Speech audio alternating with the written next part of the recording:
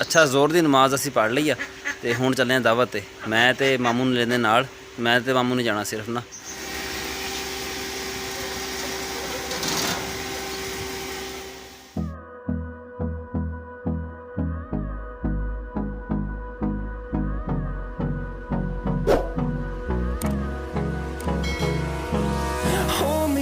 Till I get up, time is barely on our side. I don't wanna waste what's left. The storms we chase are leading us, and love is all we'll ever trust. Yeah, no, I don't wanna waste what's left.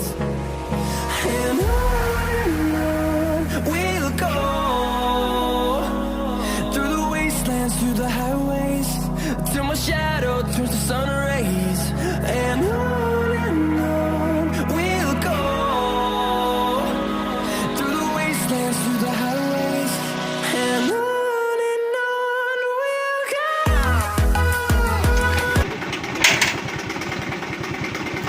कैमरे च नज़र आ गया हुण तुसीं?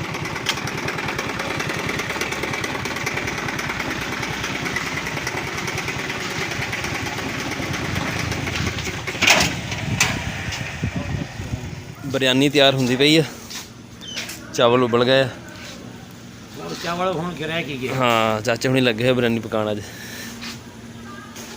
गोश्त तैयार है, गोश्त हर चीज़ तैयार पई है, सिर्फ एक कट के सही। वो मामू हुणी बैठे सामने सपारा पढ़दे।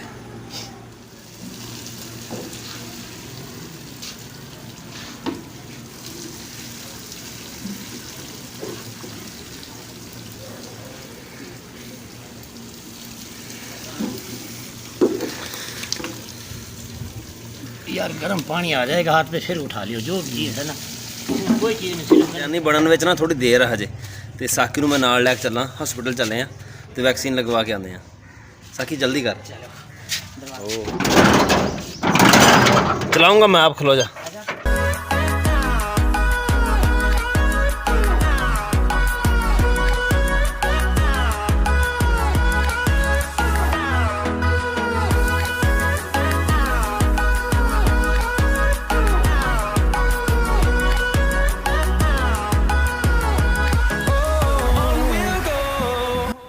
अच्छा अज ना 10 मुहर्रम की वजह तो रोडों का रश भी कोई नहीं गा, तो मार्केटां भी सारियां बंद पईयां। Melodies we haven't played. No, I don't want no rest. Echoing around these. Vaccine असीं लगवा लई आ ते हुण चलदे पए घर वापस। बाजार सारा बंद आ, तो शहर अगे जाने का फायदा कोई नहीं है।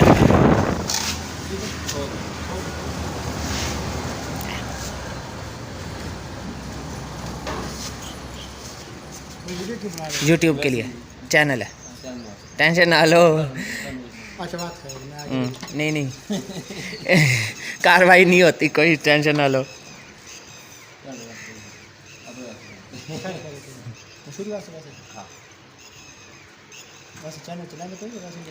चलदा पिया डेली दी वीडियो बंदे दी। सर्च करियो राशिद शहजाद व्लॉग, शहजाद व्लॉग।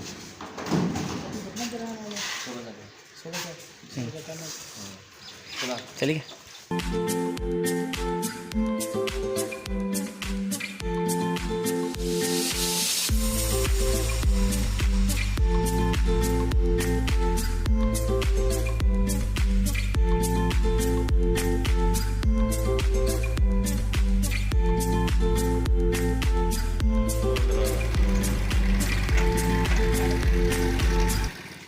असीं वापस घर पहुँच गए हैं। बिरयानी नूं हजे दम दिता होया वा। बिरयानी तैयार होके आ गई है, देखने में तो बहुत सोहनी लगती पई है। खा के चेक करते हैं।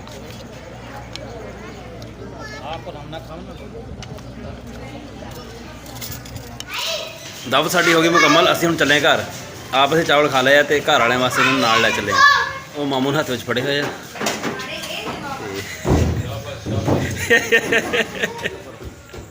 अच्छा असी ना घर पहुँच गए हैं।